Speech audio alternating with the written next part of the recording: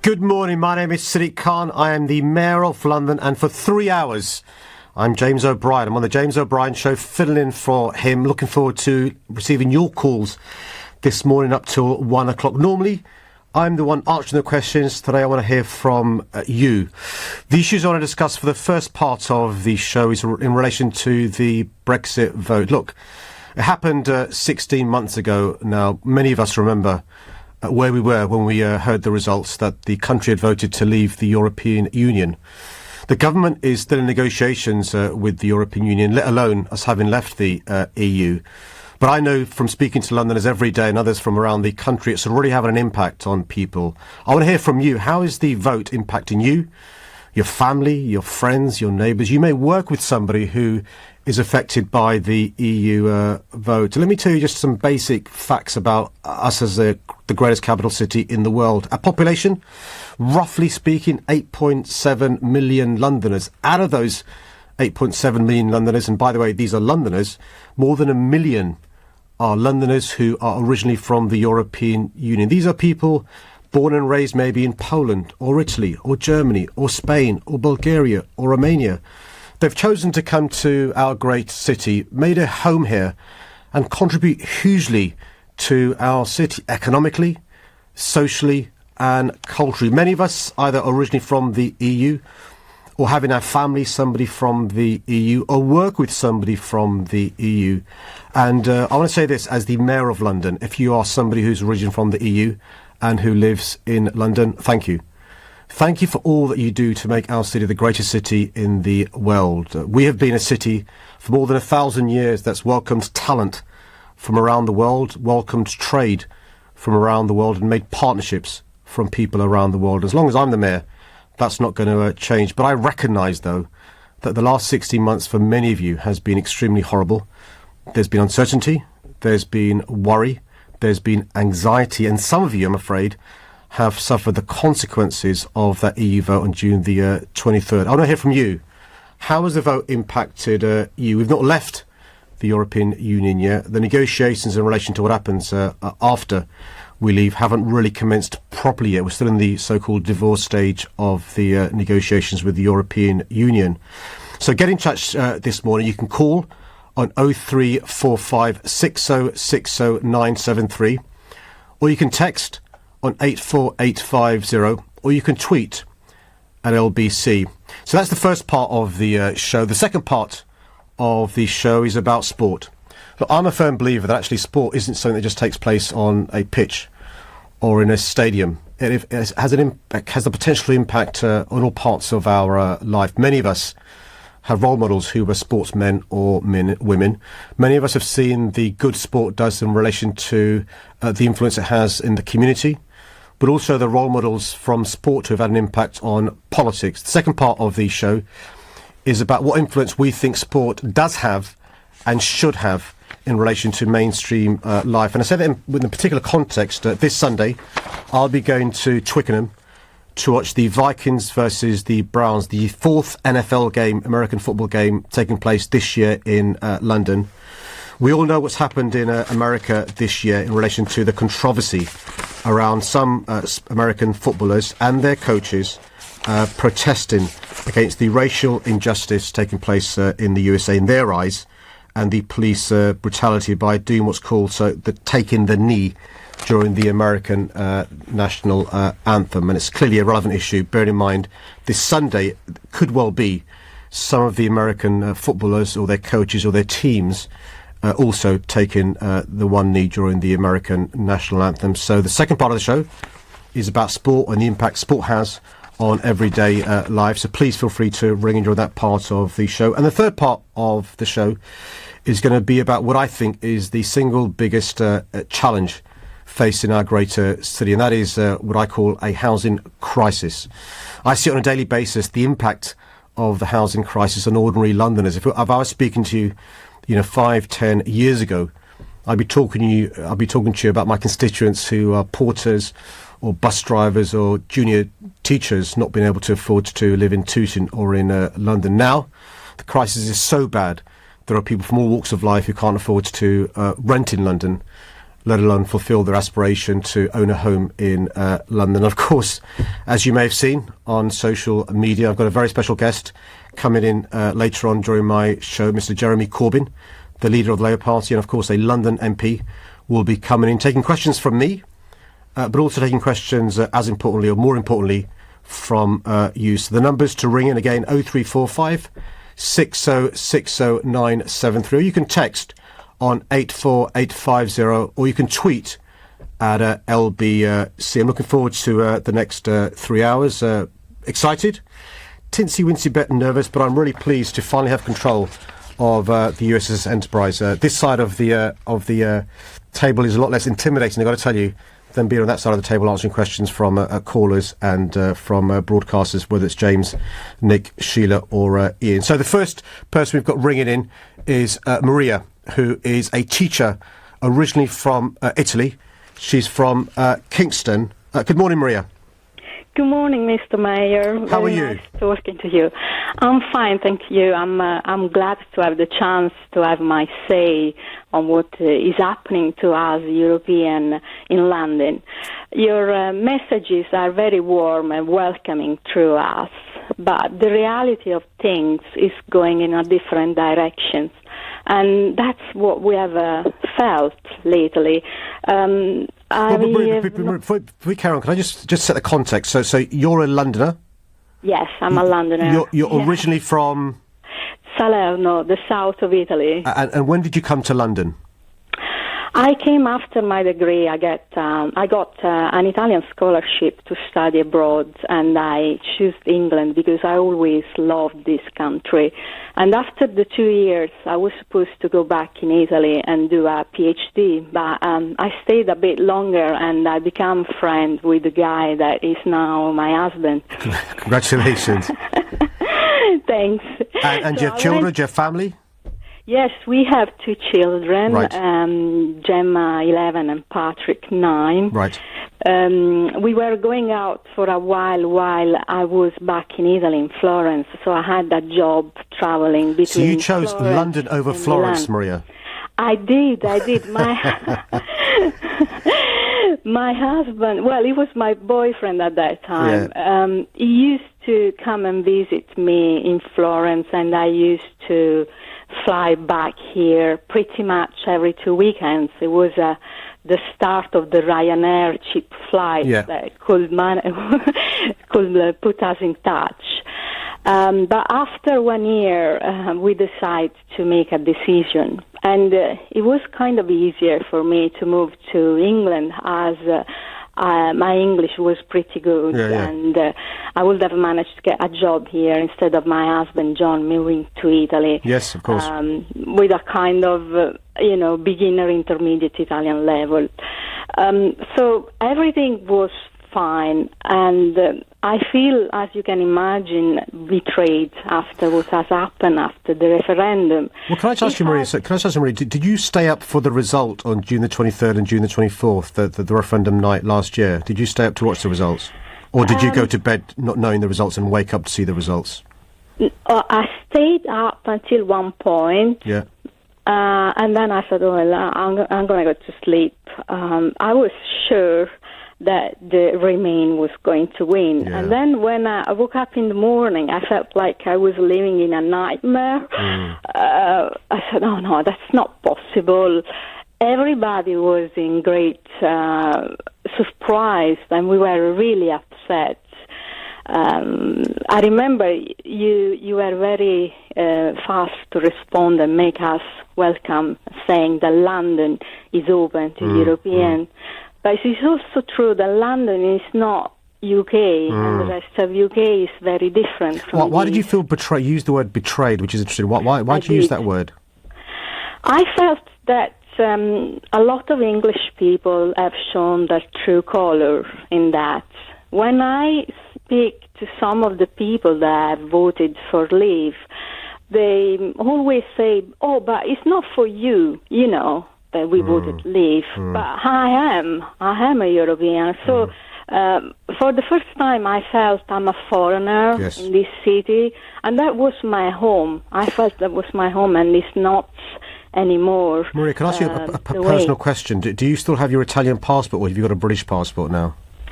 No, I have my Italian passport. I'm the only one in the family. Your children have British passports? Yes, and my husband indeed, because he's English. That is the other thing that is very unfair. My husband can get an Italian passport, but for me it's going to be much more complicated. I'm not considering getting the English passport because I don't understand why I should do that. We are still in Europe, but the reality is that I've started to see around discrimination happening. There are a lot of jobs in which they have started to ask for the British passport, or if you have an European passport, you need to show that you have the right to work in UK. What does it mean? I mean, they are not out of EU yet, or they are asking for ELR holder. So the situation is very confusing. I have started to put a file of documentation, and especially I see that the legal position of the EU adopter has changed. So are we going to become a second-class citizen in this city? That's in this country.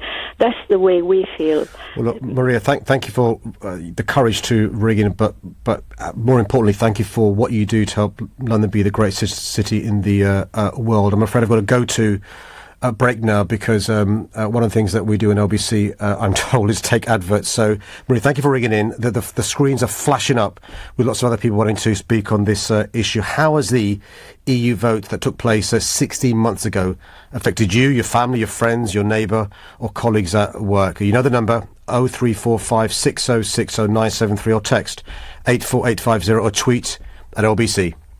This is LBC. No, Pa! No, please, no more cuddles! Are you being held prisoner by an amorous Yeti? No? Splendid. Then why not use Yopa to sell your home? With Yopa, you get your own dedicated local estate agent using the latest technology to give you a totally personal service. And all for a low fixed fee from £839. You need a flipping good reason not to. Why are you dimming the lights? What's with the kimono? Book a free valuation of your home at yopa.co.uk. Yopa! Seriously, why not? Higher London fee, terms apply. Your journey is always more pleasurable with Aeroflot Russian Airlines. Our young fleet flies to an enormous range of destinations. Come and experience true hospitality delivered by our expert cabin crew and pilots, made even better by the choice of exquisite cuisine served on board.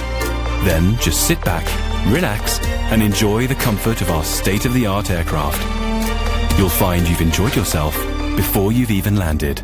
Fly Aeroflot. At Oak Furnitureland, everyone knows our furniture is 100% solid hardwood. And it's also up to 50% off. But most importantly, it's 100% solid hardwood. Yes, but don't forget it's also up to 50% off. Don't miss Oak Furnitureland's Autumn Sale Extra Savings, where you'll find quality 100% solid hardwood with up to 50% off. Autumn Sale Extra Savings must end Sunday. Order today for guaranteed Christmas delivery. Visit oakfurnitureland.co.uk to find your nearest store. It's Super Weekend at Lidl with up to 40% off selected products. Get a bottle of Chardonnay Reserva Privada, only $3.49. A pack of assorted fruit lollipops, just 59p. And a box of milk and chocolate mini bars, only 49p.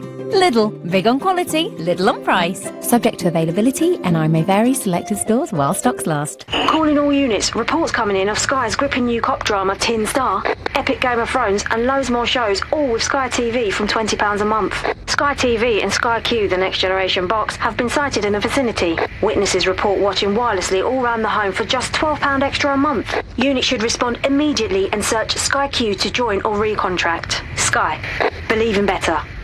£20 standard setup, new 18-month TV contract, requires Sky Q multi-screen. Sky Q kit loaned at no cost. Upfront payment required. Terms apply. Have I got PPI? Want to know if you've had PPI? Find out with our free PPI check. The team at Stanton Fisher recently claimed back over £4,500 for me. This money was invaluable, as I'd been out of work for a little while, and it gave me some breathing space. But the claim deadline is set for August 2019, so text CHECK to 80800 for your free PPI check. Have I got PPI.com? That's CHECK to 80800. In England, some constituencies have a lot more electors in them than other constituencies. Boundaries are changing to make parliamentary constituencies more equal. Don't miss the last chance to help us shape the new constituencies in your local area. Time is running out. View a map of the proposed changes in your area and have your say at bce2018.org.uk. How many tablets did you take this morning? On average, people over 55 say 4. That's over 100 a month. Well, at least for your painful joints, there's an alternative treatment. Voltarol 12-hour gel works deep in the joint to fight pain and inflammation all day long. Voltarol 12-hour gel. Let's hear it for the joy of movement. Ask your pharmacist. Voltarol 12-hour Emigel P 2.32% gel contains diclofenac diethylammonium for relief of pain and inflammation. Always read the label. This is LBC. Sadiq Khan. Text 84850. My name is Sadiq Khan. I'm the Mayor of London, standing in for James O'Brien until 1 o'clock. I'm asking you to ring in to let me know how the EU negotiations are affecting you and your life, or the lack of negotiations impacting on your life. I mean, just to give you some idea of the contribution Londoners make, EU citizens make to our city. Of course, we've got to train up our youngsters to do the jobs for today and tomorrow, but we still need skilled EU migration. The financial sector, over 190,000 workers are EU nationals. In the construction sector, housing, more than 350,000 people who work in London's construction sector. That's more than 27% are from the EU. Accommodation and food services, 80,000. Professional, scientific and technical activities, 75,000. And I could go on and on. So if you're affected by the vote last June, or affected by the negotiations or lack of negotiations, get in touch. You can call 0345 6060 973. You can text on 84850 or tweet at LBC. And the next caller is Mikkel, who I'm told is ringing from Welwyn Garden City. Good morning, Mikkel. Good morning, Mr. Mayor. Hopefully you're having a good day and enjoying the social far. So far. A bit nervous, but also excited, Mikkel. Listen, tell me this, mate. How are how does the EU vote or the negotiations or lack of negotiations impacting on your life or the lives of your family or friends or neighbours or people you work with? So a couple of quick points, because I know that probably there are hundreds of people want to talk to you. I'm from Poland. I've been living here for 12 years. I'm a teacher by profession, but for the last 8 or 9 years, I've been working in the charity sector, and I absolutely love it. I love the opportunity to make a difference on a daily basis. Yeah. I'm probably an unusual Paul, because first of all, I have no manual skills. I'm not a plumber or electrician. Mm-hmm. Which is, also quite, I think, interesting, because, we often tend to label people. Oh, he's from Poland, he's an electrician, he's from, Germany, he works in a, financial sector, stuff like that. My wife is from Croatia, so a very kind of European family, and our journey to Britain was also quite different. That's what our country's been about for more than 1,000 years, Mikkel. People from all over the world coming here and contributing. But so, since the kind of referendum, basically, I was in Rome. You were asking, the Italian lady same questions. I was in Rome on the day when the result was announced, and I was, quite shocked and very, very upset. I as a person, I try to always stay positive, and I'm kind of always trying to look on the bright side. Having said that, it is very worrying. I have a lot of worries and concerns. I have 3 daughters, 11, 8, and 2.5. And I also, like Maria, I don't have a British passport. I never thought that I will need one. Mikkel, can I just interrupt and ask you a personal question? Do your children have Polish passports or Croatian passports or British passports? Yes, they do. Yeah, they don't have a British passport, basically. And at the moment thinking about applying for one, because again, going forward, I'm really, really worried. So 16 months, as you were saying in your introduction, 16 months on, and I still, my situation has not been resolved. There is still a lot of uncertainty, around the rights of EU nationals living in the UK. I'm not even, mentioning other things, economy, Scotland, Irish border, and many other things. I, for example, Mr. Mayor, as well, had a chance, and I'm absolutely proud of that. I had a chance to be a councillor in Welland Hatfield. Okay. I lost my seat. I've made, that as well, and that's for me a massive achievement. Someone who was obviously born abroad and lived here not that long. I lost my seat last year. But again, one of the things I just want to say as well, that, many EU nationals who are living here, they're not only contributing by paying taxes and,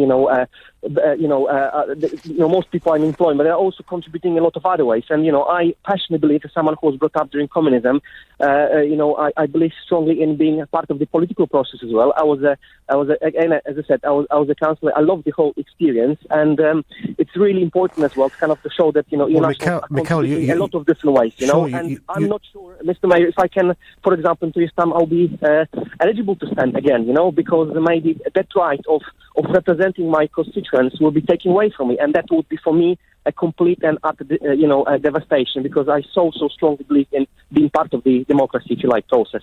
No, Mikhail, can I say, it's important that you remind us of our history. One of the reasons why John Major, when he was the Prime Minister, was in support of membership of emerging democracies into the European Union was because they fear that he and many other liberal-minded leaders of Western countries, that rather these emerging democracies be influenced by the West rather than be influenced by the former Soviet Union. And that's why the EU was enlarged. And actually, it appears that we're now turning our back on some of the progress made with the human rights, with the importance of solidarity. And you know well about the Polish history and stuff. And it's obviously a big issue for many who came from emerging democracies. Can I ask you this, Mikhail? How do your family and friends feel about the vote last June? And in particular, and this is a leading question, I accept this, about being used as bargaining chips? Yeah, look, I still feel often, and again, I really find it so difficult in many ways. I still feel often as a second-class citizen, and only because I have a Polish passport, doesn't mean that, I should be treated as a second-class citizen. And Mr. Mayor, just one last thing as well, really. I sometimes it's really difficult to win this battle, because if I don't work, people say to me, I live, on benefits and I'm not contributing. If I work, then I take a job away from a British person. It's so unbalanced, the whole debate, and debate hasn't really changed, unfortunately. I still think, it's very, very unbalanced and unwise and not very mature. And really makes me really sad, because I'm doing my best, like many other EU nationals living in Britain, trying really to make, this country my home, and it is home for my kids. And yet it seems to me that, I constantly have to prove that I'm a worthwhile, citizen. And it is becoming, it's more painful than before in many ways. Mikhail, thank you for ringing in, and thank you for the contribution you make to our society more widely. We've got another caller who wants to have a quick chat, and we've got before the 10:30 news. I think we've got Ben ringing in. Ben's from Rochester. Good morning, Ben. Good morning, Mr. Khan. Ben, what do you want to say? I just want a bit of a clarification from you, so if that's okay. Of course. I, voted Leave, and I still stand by it to this day. But when David Cameron came out after the general election in 2015, he didn't say, I'm going to put a test to the British people to say who to go home and who wants to stay here. He said, this is a referendum on the European Union. No one has talked about sending people home at all, or saying that they're useless, they're this or that.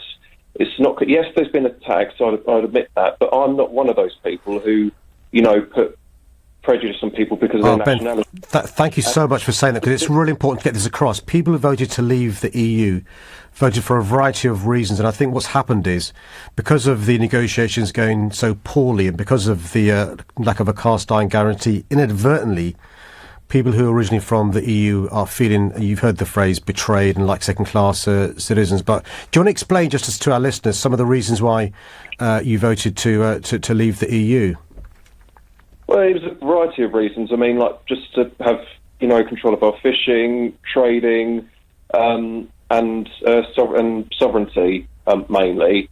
And I think that there's, other bits and pieces that, we elect every 5 years should have to do. And I just feel like the EU, when we weren't working close enough to we weren't making it fair, and so that's why I did it. But look at all the, yes, there are some who are scared, but I just don't see why we should be stereotyped or portrayed as the villains and the Remains as the heroes. I feel a bit, what's the word? Offended, if I may say, and I've not, myself and many others have talked about that. And look at the EU citizens or people of Europe who may live here or stayed here or lived in their country, whether it be France, Italy, Germany, etc., who some might be respect the result. If say I'm happy with it. I'm not scared by it. Don't they get a say? No, Ben, it's really important. Thank you for clarifying that. It's just worth reminding listeners that there are more than 1 million British citizens living in EU countries who also are just uncertain about their future. Ben, can I ask you this final thing before we've got to go to the news? Do you think our Parliament should get a vote on the deal that the executive, the government, does with the EU, bearing in mind that you wanted to bring back powers to the UK into our Parliament? What's your views on our Parliament having a vote on the deal negotiated by Theresa May and David Davis? Well, I think if that happens, then if they get if Parliament gets a vote, I think it is unequivocal that they'll say no, I'm not vote, or they'll vote against that deal, and therefore will probably mean we'll have to stay in the EU. Well, Ben, thank you for ringing in. Thank you very much for your candour and your honesty and for explaining some of the reasons why you voted to leave the EU. And it's really important, those of us who campaign to remain, don't caricature or make a generalisation about the motives for those who voted to leave the EU.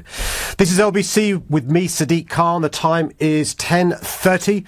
And it's the news now with Simon Conway. The number of arrests made by police in England and Wales has almost halved in the last 10 years. The figures have been released after separate data last week revealed a rise in offences recorded by police. Spain's Prime Minister has asked the country's Senate for approval to depose the Catalan leader. Mariano Rajoy wants to stop Carles Puigdemont and his executive from declaring independence.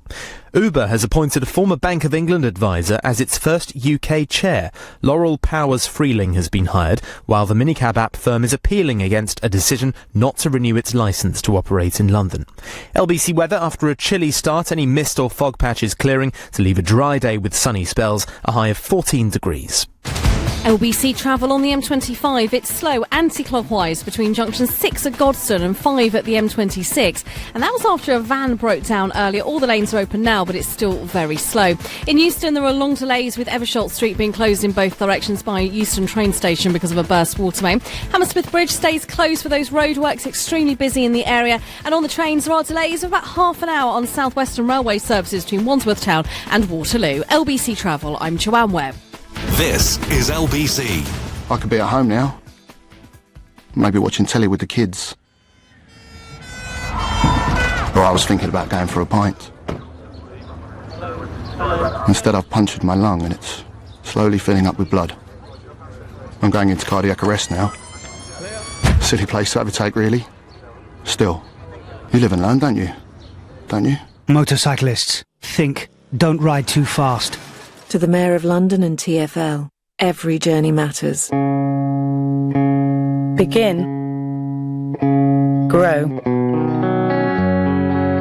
Imagine how much more you could do. With fast, affordable business loans, you can find out. Funding Circle, for those made to do more. Visit fundingcircle.com. Authorised and regulated by the Financial Conduct Authority. Hi, you've reached Tom's voicemail. I can't come to the phone because Season 8 of Fox's The Walking Dead is streaming on Now TV. I've been looking forward to this and I'm not missing it. So, leave a message. Although the Now TV Entertainment Pass does have over 250 box sets to watch. So maybe, don't call me, I'll call you. To get your 14-day free trial of the latest shows, including The Walking Dead, search Now TV. 18 plus, new customers only. Pass auto renews at $7.99 a month unless cancelled. Hello, I'm a new idea. Your competitors don't know about me yet, but you will if your phone system is a Vonage phone system. That's because Vonage call plans start from just £12 a month. So instead of watching the minutes, you'll be looking out for new ideas like me that'll grow your business. Answer every opportunity with Vonage. Just visit vonage.co.uk or call 0203 435 8000. Excludes VAT at 20%. Terms and contract apply. Whoever they want to be in life, give them a great start with WellKid. Carefully balanced, great-tasting vitamins and minerals for 4 to 12-year-olds, with specific nutrients such as zinc and vitamin D, which support normal immune system function. The WellKid range from Vitabiotics, from Boots, pharmacies and Vitabiotics.com. It's Super Weekend at Lidl, with up to 40% off selected products. Get a bottle of Chardonnay Reserva Privada, only $3.49. A pack of assorted fruit lollipops, just 59p. And a box of milk and chocolate mini bars, only 49p. Lidl, big on quality, little on price. Subject to availability, and I may vary selected stores while stocks last. The binder's broken again, and it's so slow and awkward. Binding will always be a bind with a budget machine and supplies that aren't really up to it in the first place. Talk to Single Source Binding Machines. Their precision German-made binding machines are built to last for superbly bound documents every time, quickly and reliably, complete with free lifetime maintenance. Call 0207 515 0539. Exclusions apply. Lifetime maintenance based on purchase of supplies for the product's lifetime. Nobody likes the unknown, especially when it comes to selling your home. So don't choose an estate agent, choose Property Rescue. They'll simply buy your property direct, which means you could exchange, with money in the bank, in just 48 hours. So, no need to worry about the unknown of selling on the open market. Get that just sold feeling with Property Rescue. Fast forward to peace of mind at propertyrescue.co.uk. Sadiq Khan on LBC. Call 0345 6060 973. My name is Sadiq Khan, I'm the Mayor of London, and I'm doing a poor impersonation of James O'Brien until 1 o'clock today, stepping in for him while he's having a well-earned break, I've been told to say. Listen, for the first part of the show, we're taking calls on the EU vote that took place last June, 16 months ago.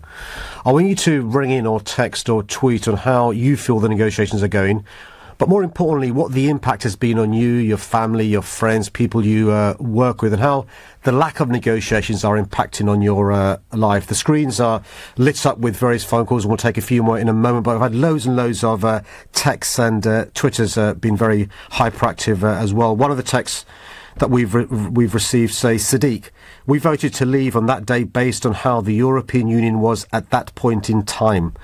No one can tell us what the Europe will be like in another 30 years. One tax, one army, one government.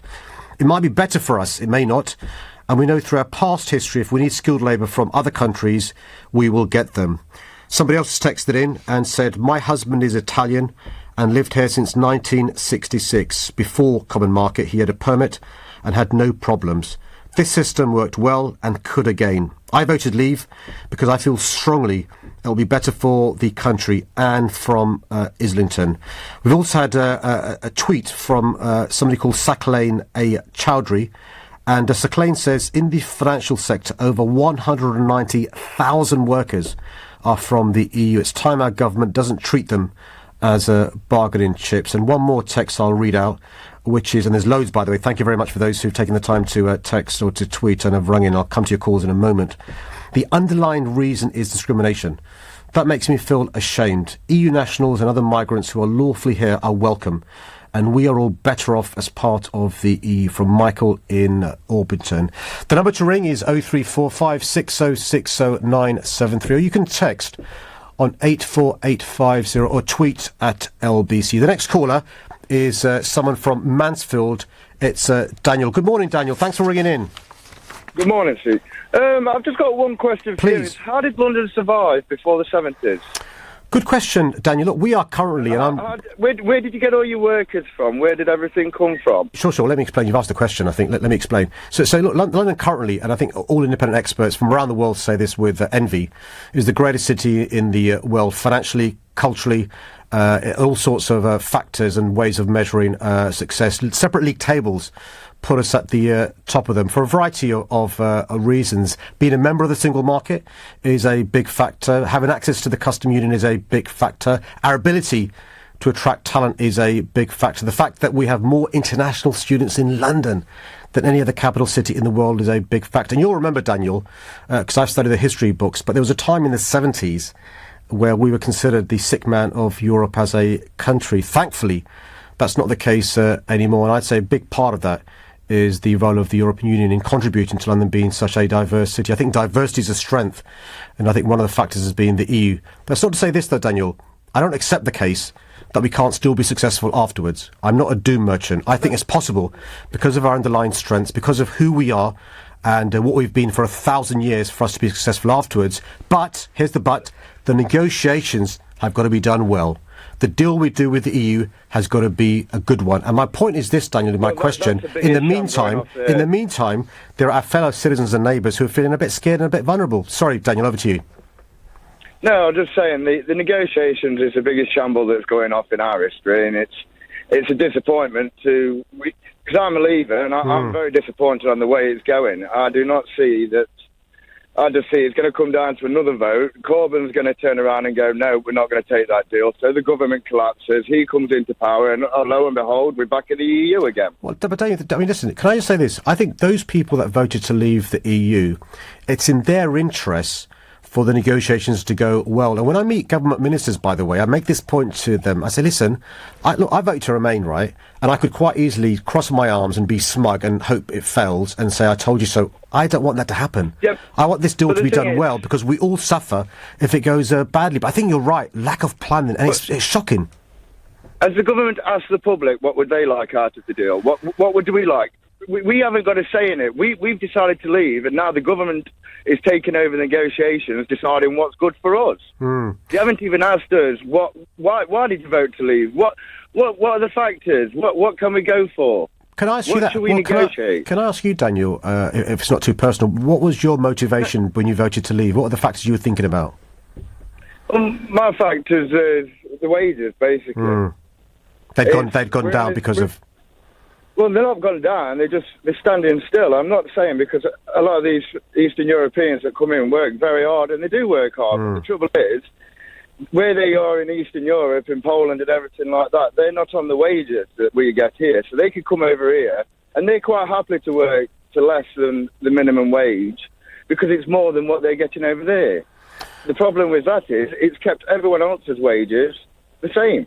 But do you not think... Nothing's changed. Sure, do you not think governments and those in positions of power and influence like me should take action against those employers who are paying below the national minimum wage, or those employers that are abusing workers who come from overseas? It's a race to the bottom, isn't it? I do agree with that, but the problem we've got now is businesses are more powerful than governments. Yeah. They've got more money than governments, and at the end of the day, if a government wants to get into power, it's going to need the money of big business to get there in the first place. Well, listen, Daniel, thank you for ringing in. Before you leave, can I ask you this one question? Do you think our Parliament, our MPs, should get a vote on the deal that the government, the executive, does with the EU? Yes, I do think they should get a vote, but there should only be two choices. The deal that the government's decided, or a no deal. Daniel, thank you so much for ringing. That's Daniel from Mansfield, who, again, has been really candid and straight about the reasons he voted to leave, and some of the concerns that he has about, in his words, the shambolic way this government's negotiation with the European Union. I've got another caller who's waiting to speak. I think this next caller is from Tower Hamlets. I think it's Hanad. Hanad, are you there? Yeah, hello, good morning. Morning, Hanad. What's your question, or comment, or anything you want to raise? I mean, it's a question, and what I wanted to ask is why you sort of say that you used Uber when you were campaigning to be mayor, and then say you'd never use them when you decided to revoke their licence. I mean, isn't that dishonest? Well, Hannah, thank you for that relevant question about the EU. Let me answer that question directly. I don't know what you're talking about, mate. Next caller is Dave from Maidstone in Kent. Dave, hi, morning. How are you? Yeah, I'm good, thanks, Sadiq. Thanks for taking my call. My pleasure, mate. Good. I'm a little bit ashamed, really, to sometimes listen to you and what you have to say about Europe, about it being such a great place for Europeans and for... Yeah, I'm a black man. Yeah. I know for a fact I could not go to Europe and get a decent job in a bank, an advertising agency, or something along those lines. I might get a job sweeping the roads or, in a bar or whatever it is. People phone up here and say that they feel ashamed to be British because of, or they feel like they're being attacked by the British for the vote. It's rubbish. There's more racism in Europe for minorities than there are in the UK. So freedom of movement is great if you're white, European. That's what the European Union is about. It's not great if you're black or a minority. So it's a complete myth, and people like you that perpetuate how great Europe is for Europeans, I can't believe you do it.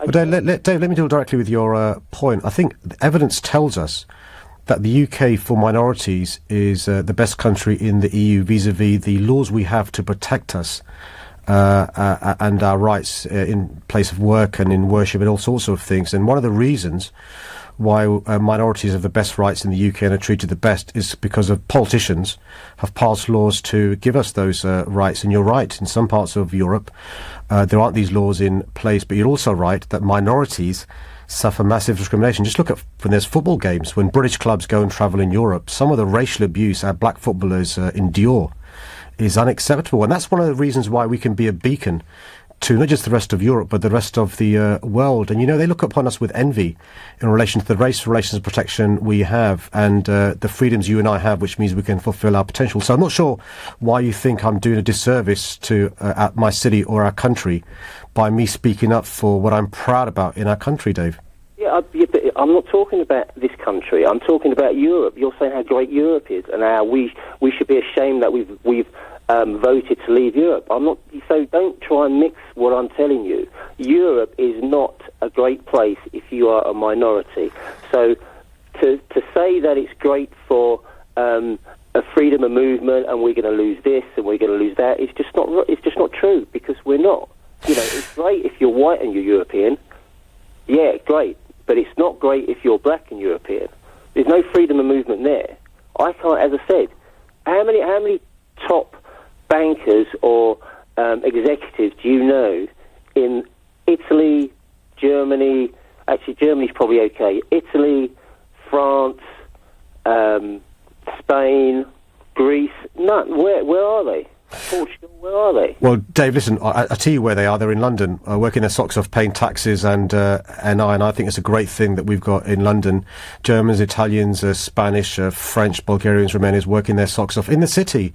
And I tell you this, if we haven't got access to the single market, aren't members of the single market, aren't part of the customs union, and aren't given an impression that we will still welcome talent, you will see people leaving London to get the jobs in Frankfurt and elsewhere. And that's one of the reasons why the chief executive of Goldman Sachs, an American bank who employs thousands in London and across Europe, said last week, and I'm paraphrasing, we're going to Frankfurt, mate, because that's the future, bearing in mind the shambolic way this government's negotiating with the European Union. And I welcome the fact that minorities want to come here because we've got great rights and we treat people with dignity. I think that should be a source of pride. But thanks for your call, Dave.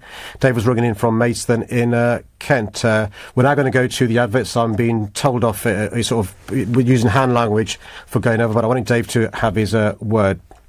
This is LBC. Coming soon, LBC will be taking over the world-famous Hippodrome in London's Leicester Square for a night with me, Nigel Farage. I'll let you know what happened on the night of Brexit, my relationship with Donald Trump, and what I really think of Jean-Claude Juncker, which might surprise you. To buy tickets and to be at this one-off night, go to lbc.co.uk. In England, some constituencies have a lot more electors in them than other constituencies. Boundaries are changing to make parliamentary constituencies more equal. Don't miss the last chance to help us shape the new constituencies in your local area. Time is running out. View a map of the proposed changes in your area and have your say at bce2018.org.uk. Block management. Two very simple words. But what do they actually mean? Well, there's budget approval for starters, then service charge invoices, health and safety paperwork, cleaning, gardening, maintenance, inspections, contracts, insurance, emergency call-outs, and a whole lot more besides. So for complete block management solutions, just remember 3 simple letters: ABC. ABC Estates will take care of all your day-to-day management, leaving you as happy as Larry. See abcestates.co.uk or call 0800 888 6688. Eating some crisps, watching Sky One. Crisps are proper telly food. No plates, no cutlery, no table. They even come in their own tidy little bag. Just lick your fingers before touching the remote. Love my crisps. Almost as much as I love telly. Crispy one, Sky One. Divorce. It affects every part of your life. You, your family, your home, your finances. And if you're a man facing divorce, perhaps even one you don't want, the situation becomes even more complicated. It's at times like these that you need a professional you can trust. Cordell & Cordell is dedicated to helping men in matters relating to divorce. Call now on 0330 60 60 161 or visit cordell.co.uk, office in central London. A partner men can count on. Begin. Grow. Imagine how much more you could do. With fast, affordable business loans, you can find out. Funding Circle, for those made to do more. Visit fundingcircle.com. Authorised and regulated by the Financial Conduct Authority. Is your business structured in the correct way to manage your exposure to income tax, capital gains tax and inheritance tax?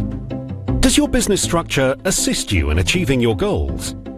Or do you feel like you suffer a tax charge every time you want to do something new? Let Barnes Rofe look at your business structure and see if we can help you with these issues. Visit barnesrofe.com. Barnes Rofe, clever accountants for business. Sangeeta used to dread taking meter readings. Tracking Gaz and Lecky meant going into the gloomy depths of the cupboard under the stairs. Last time she emerged with a sore nose, a bruised elbow, and a fuming temper. Fortunately, Sangeeta has just had a smart meter installed, which sends the readings directly to her energy supply. And an in-home display shows exactly how much energy she's using. So no more trips to the cupboard. Contact your energy supplier today about getting your smart meter at no extra cost. It's a kind of magic. It's sale time at Furniture Village and everything's reduced. There are irresistible savings on a huge range of sofas, dining tables and beds, including all our famous brands. Order now to make your home magic in time for Christmas. Extra offers end Sunday. This is LBC. Sadiq Khan. Text 84850. My name is Sadiq Khan. I'm the Mayor of London, sitting in for James O'Brien until 1 o'clock. And I can't believe it's already 10:51. And so we're talking in the first part of this show about the impact the EU referendum has had on you, your family, your friends, your neighbours, or your work colleagues even. How the negotiations or lack of negotiations impacting on your life. We've had so many texts and so many tweets. Thank you very much. And so many calls as well. And the next caller is Naima from London. Naima, hey, morning. Where are you? Where are you from in London? I'm from East London, Ilford. Welcome. Okay, thank you. I'd just like to say I'm so proud of you, London. I'm so proud to have you as my mayor as well. That's very kind. What's your question or comment? By the way, listeners, I've not paid Naima to say that, but I'm grateful, Naima. Thank you very much. No, that's fine. To be honest, I'm 16, so I'm not young. I'm not old enough to have voted in the EU referendum, but I did support Remain, and I come from a family of Remainers, and I'm also a member of the Labour Party. Okay, good. So yeah, I'm just to see the way the negotiations are going is quite scary for me. To see the way that can affect my future, and I'm just it's so uncertain at the moment, and I just feel being a part of the Labour Party as well is kind of upsetting to see that Labour aren't showing a good alternative for me as a Remainer. What would you like to see the Labour leadership doing, Naima? I just feel like I'd like to see them pushing towards maybe remaining in the single market or having a better deal compared to the Tories who look to just be gone for a no deal, because at the moment I just feel that it looks so uncertain that there's such a strong possibility that we're going to crash out with no deal. And can I ask you this? You mentioned your age. You're 16. Are your friends of a similar age? Are they also interested in the referendum vote and whether we stay in or leave and stuff? What's their views of your peer group? Not really. I don't come with a friend group who are quite interested in politics, to be honest. Right. So not really. But when we've spoken at school about this kind of topic, most people were kind of favoured with Remain and the Remain vote. Well, look, now, Jeremy Corbyn's coming in later on the show, so please try and ring in or tweet in relation to your what you'd like to see the Labour leadership doing in relation to this going forward. I think, my view is quite straightforward. I think Keir Starmer, Jeremy Corbyn and the team have done a really good job this summer holding the government to account and also making clear in relation to the discussions they've had with the EU and the trips they've made to Brussels that actually it's quite clear the EU don't want to punish us and want to do a good deal with us. But I think the Labour leadership is right to respect the referendum result, because I think one of the things that can turn people to be going from becoming active to becoming cynical and then angry is if politicians reject the vote that they passed at the referendum. Anyway, Naomi, thanks for ringing in and thanks for the interest you take in politics, and hopefully more of your friends will get interested going forward. The next call is from Alex, I think, who is also from London and in Kensington. Good morning, Alex. Hello, good morning. How are you, sir? Fine, thank you, and you? Not bad. Well, so far so good, but I've still got 2 hours and 6 minutes to go, Alex, so fingers crossed. I won't be that long. Yes, I just want to make a reference to the first caller this morning. An Italian lady who stayed up all night to hear about the referendum. Well, no, she went to bed. She didn't know the results. She went to bed at 1 o'clock. Didn't realise till the next day. Yeah. No, I also went to bed because I expected a no vote. Which is not what I expect. But then I woke up in the night, went to see, and I couldn't believe it. I was ecstatic to hear that the UK had chosen independence. But if I may tell you something about me, just very briefly. Please. Yeah, I was living in northern Italy, Milan, with my British wife. She was she had been working for a year in Italy. She was a Geordie of Scottish stock, and she worked there with a work permit. At the time, you needed a work permit. And then we married. She became automatically Italian without asking at the time. And then I started working for a company which sent me to Switzerland for 3 years. Then I went to Greece for another 3 years. Then to France for an almost same period, and then they decided to send me here, and she was happy also to come back to her own country, and then we lived here. And I'll tell you, I like Europe, not the European Union. I speak most of the languages. Sure. Have you got a British passport now, Alex? No, I don't have a British passport. So you've still got the Italian passport, yeah? No, I have an Italian passport. Yeah. My wife is dual, but I'm the only one who has only in the family, children, etc. And I'm very happy that the UK is trying to is gaining this independence for various reasons. First of all, these things. Time is short, Alex. Just speed it up a bit, if you don't mind. Sorry, I don't understand. Time is short, so if you could speed up what you're saying, if you don't mind. What I'm saying is, even especially from a historical point of view, I think that the European Union is doomed, because in history, if you think, every time that you have countries put together with different very, very, very large ethnic minorities, different religions, it always ends badly. You don't have to go far to see that. Think of Yugoslavia, where they thought of putting together countries that always hated each other. They put them together after the First World War, and one common currency, the dinar, one capital, one army, and as soon as they could, they started. Alex, just say I'm not going over the referendum campaign. I think I accept the result of the referendum the verdict, which is to leave the EU. I think the question is, Alex, how have you been affected by the fact that the negotiations appear not to be going well, and particularly bearing in mind people like you, with who've got passports that aren't British, are feeling a bit vulnerable. But you're saying quite clearly you aren't worried at all about your future. You're quite confident about your future. I am confident. I am confident in the future, and it's difficult to say, to answer precisely your question, because one thing is reasoning, one thing is feeling. I cannot understand why people keep trying to come to this country, running risks of coming to this country if things are going so badly. And I think that those who oppose Brexit now, who really hope that that the negotiations will break down and we will remain. Sorry, I say we, meaning the British now, if you don't mind. We will remain here.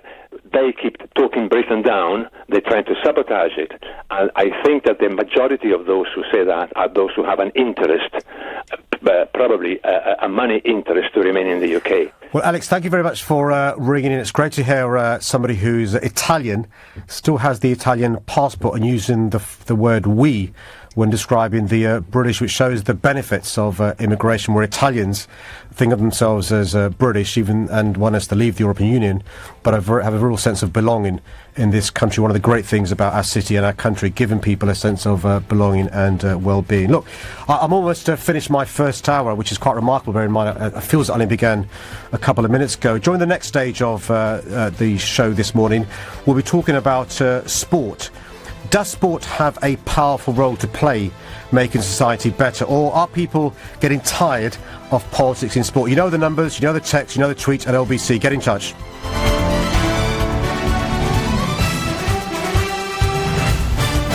On FM, online, on your mobile and on digital radio. Leading Britain's conversation. This is LBC. From Global's newsroom at 11